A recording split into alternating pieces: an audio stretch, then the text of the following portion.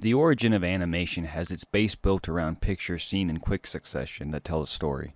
This could be art from poetry from 30,000 BC to comic books today. For our start, we find ourselves in the 1650s. Motivated by the Industrial Revolution, the magic lantern was created. It was a projector that could display an image on sheets of glass. Some sheets contained moving elements, becoming one of the first examples of projected animation.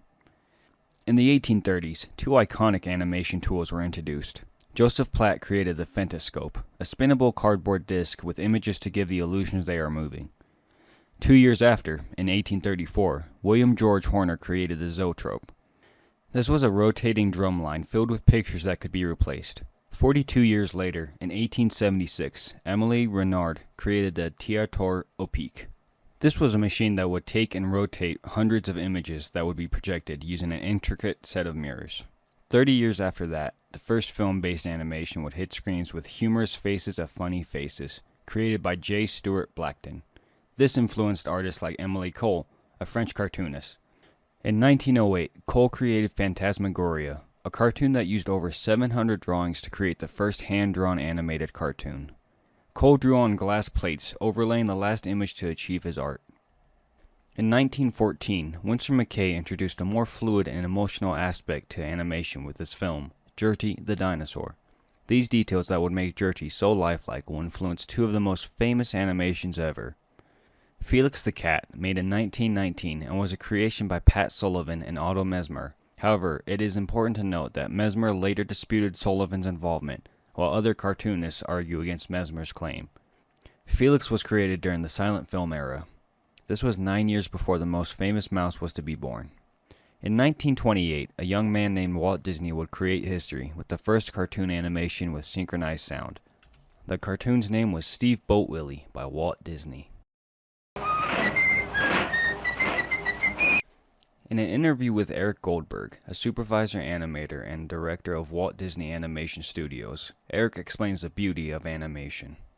And the digital technology that's available, you can animate it, you can paint it, you can composite it, you can do anything that you want, without having to hire battalions of people, Sure, it's great to collaborate with people, and animation is usually best when it is collaborative, but there's nothing stopping you like, oh, I have to shoot this on 35mm film with these hot lights on a downshooting rostrum camera or any of that kind of stuff anymore. Animation is the passage of creativity. It can unify people to create amazing things together, and it can also be an output for someone by themselves.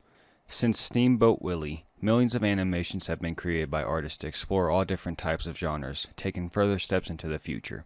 Like when Hitchcock used CGI for the first time in his film Vertigo, made in 1958, to Lightyear, made in 2022, using different aspect ratios in IMAX. Using animation styles to depict any type of story, like a stop-motion family movie night, or one more horror-focused. From 3D animations about bread to a multitude of styles combined into one film, the amount of freedom animation offers is a constant stream of innovation. There are many different styles of animation for an artist to discover, and within each of those styles are different genres with millions of stories to be told. Every year, new groundbreaking technology, stories, and artists are created through the means of animation. Life without art is life without beauty. Luckily, animation is a tool to easily pursue that beauty.